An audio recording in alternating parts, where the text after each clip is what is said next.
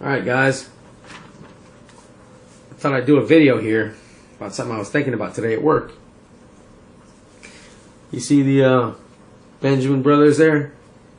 There were 3 more, but I stopped at the coin shop and I bought them out of chunk dimes and junk silver quarters and silver dimes. Unfortunately, they didn't have generic rounds, which is what I really wanted. But, you know, I'll go to another shop tomorrow. I'll find it. And for those of you who are thinking about prepping, now's the time to start. For those of you who are prepping, now's the time to accelerate. We had quantitative easing, QE, 1, 2, and 3. After QE, or before QE, the markets fell. You know, there's a big implosion there in the market. They did quantitative easing, QE, money printing, and they propped the market up. They discontinued that. They ended the program. The market started to tank. They did quantitative easing 2. Basically print money. The market rose. They discontinued it. The market tanked. They did Operation Twist and then quantitative easing 3. The market rose. They ended it. And then here we are. The markets are tanking again. They've been tanking. And they're going to continue to tank until they do quantitative easing 4. Now here's the problem. Every time you expand the money supply, it takes more and more money to have an impact. So that means you're going to have to print a massive amount. Not really print, but digitally create credit. But regardless, the more you throw into the system, the less it's worth. Right? We all want to be millionaires. We all probably, you know, you're watching this video, you probably played the lottery, the record lottery that just passed a little while ago with $1.5 billion. So, if this keeps up, eventually we're going to be millionaires. But, you know, like they were in Germany. $1 million walking around with wheelbarrows to buy bread and newspapers. Walking around with wheelbarrows to buy that. Right? Heating your home by burning money. That's what it was worth. Then you go and you fast forward to Zimbabwe in 2008. They had trillionaires in Zimbabwe. I think the largest bill they had was like $100 trillion. I was watching a video and this guy was talking about buying a Coca-Cola, just to, you know, a bottle of Coke. $350 billion to buy a Coke.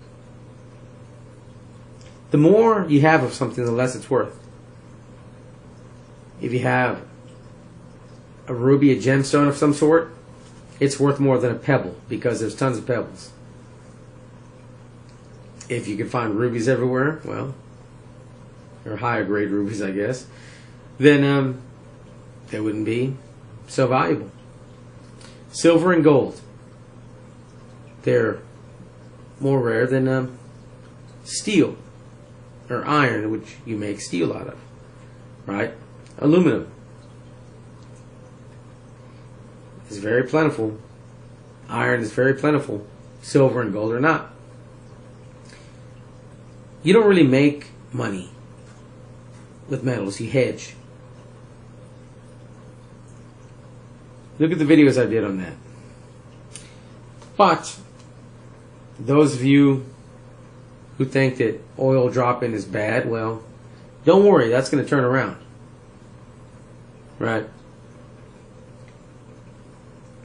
That's going to turn around. If you remember, the markets got propped up when they did quantitative easing 1, 2, and 3, but so did gas and grocery. Of course, those aren't counted in the CPI to measure inflation. I wonder why. You can be told that there's no inflation, but when you go and gas is rising, remember It was getting pretty high there for a while, 5 something. You know, we thought it'd be at 6, and then it fell. But it's going to go back up there. Every time they're printing money, the markets go up, gas goes up, metals go up, grocery goes up. So, while the dollar is artificially strong, it's artificially high, buy what you can. Now's the time to do it. Whether quantitative easing 4 is the cause of the dollar collapse that I think is the final outcome, because we're not going to stop printing. It's either print money or tell people, you know, you're not getting your check in the mail. Social Security check, unemployment checks, all that stuff, you'd have to tell them, hey, you're not getting that. We don't have the money. We're broke. I'm sorry. Or print the money and lie and get reelected. And I'm not just talking about the president. I'm talking about, you know, he ain't going to get reelected, but all politicians. Politicians in general. They're going to say, hey, look, we don't have the money. I'm sorry. You're going to have to take a massive cut. And we're going to have to raise taxes, you know, insanely raise your taxes. Or just lie and print the money and keep their cushy job as long as they can. I know which one they're going to do, which is why I'm buying everything I can, right? I'm going to put money into more, just put some more dry food and canned goods aside. I'm totally healed on firearms. There's no problem there. I don't need any more ammunition, but you know, food, water, medical. I'm going to just pile up a little bit more. Sitting on a good stash, but you know, you can't have enough water. You can't have enough food, and you can't have enough metals that are worth anything. If you look at these other collapses, metals.